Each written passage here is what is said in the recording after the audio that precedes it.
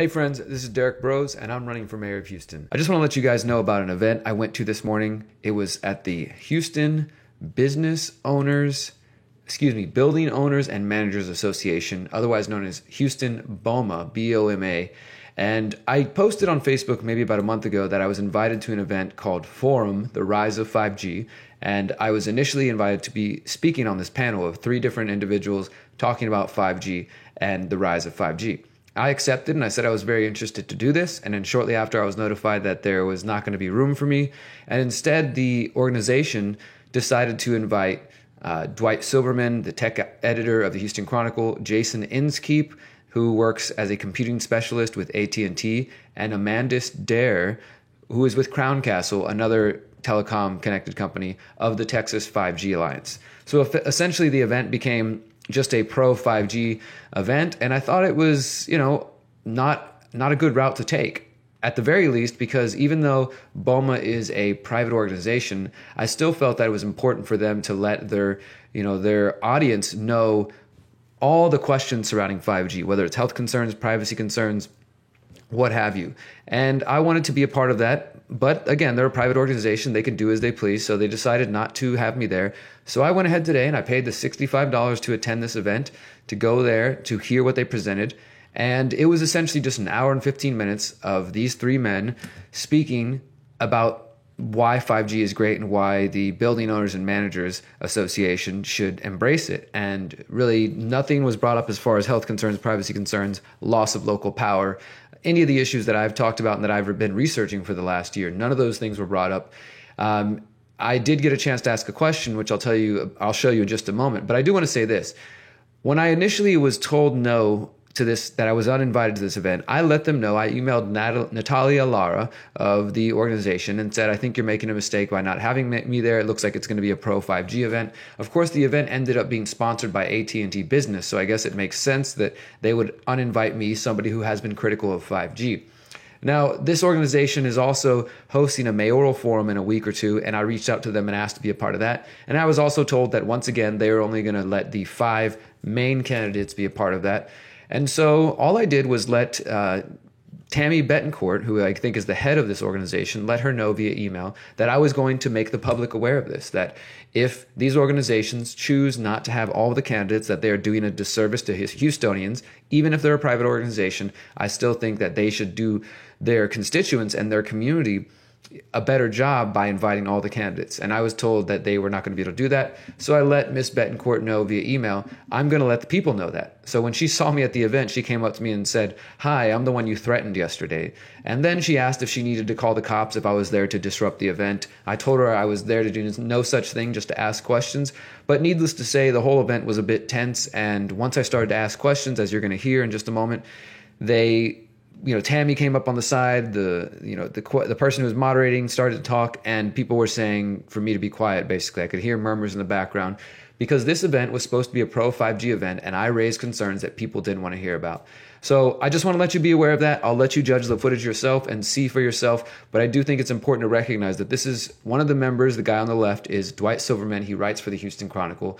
The guy in the middle is Amandus Dare, who works with Crown Castle, and the other guy on the right is Jason Inskeep of AT&T. So they all work, in this industry.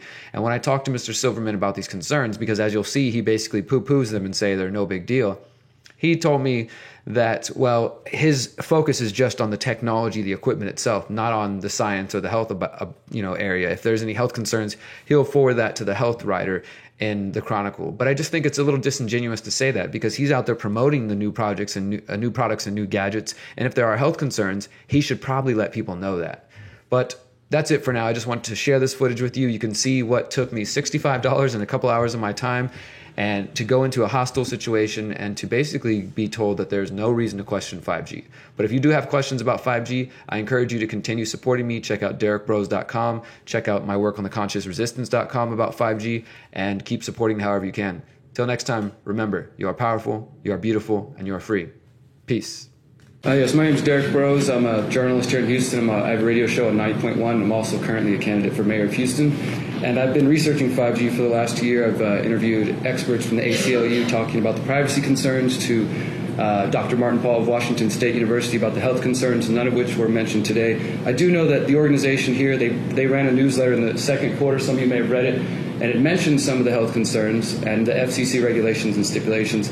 You mentioned some of the trees blocking the pathway. Well, we do know that in Houston we're going to have to lose a lot of trees in order for that, not just Houston but elsewhere, in order for 5G to work. Mr. Dare, you also mentioned being involved in the Texas legislature. It is the Texas legislature along with the federal legislature which removed local power, making it where places like Houston and neighborhoods like Tanglewood, which were just a couple miles away, which are currently considering a lawsuit against Verizon, have no say in this matter. So it essentially puts companies like yours, AT&T, Verizon, Sprint, Qualcomm, and others, and the CTIA, the telecom lobby, basically in control of the rollout.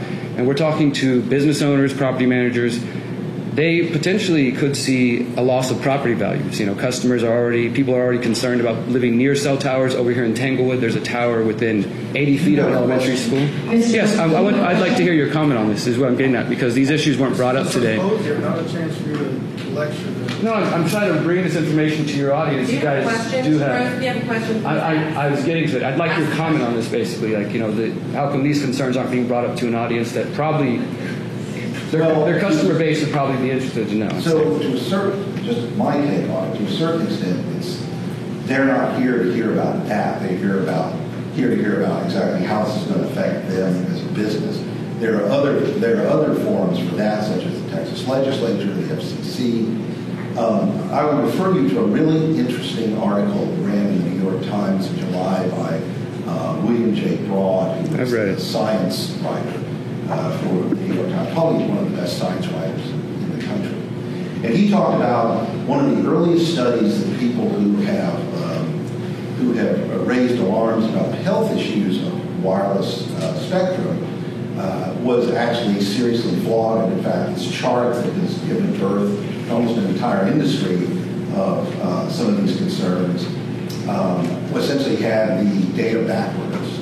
And that guy has kind of backed off on his own thing. It's analogous to what happened with the flawed autism and vaccine study that ultimately, you've gotten this entire thing about vaccines going. But the health concerns don't come from one study. Can I finish mine? It's not one study, though. I just want to make that clear. But a lot of the studies played off of his original data, and that's where that comes from. So I mentioned the fact that the signal from Verizon couldn't even get through the trees. It definitely ain't going to get through my skin. And that's part of the story, is that the guy who was doing these studies did it directly on brain matter, but skin blocks spectrum of these signals quite adequately. And so, I would advise you to read that. I advise you all to read that. But, that's again, to a certain extent, this is off topic for this. Well, I guess outside of the health concerns, my reason for bringing this up is because I just think business owners might be interested to know what their customers. Mr. Rose, the questions for this symposium today were actually all developed by our audience. So we're sharing. Thank you.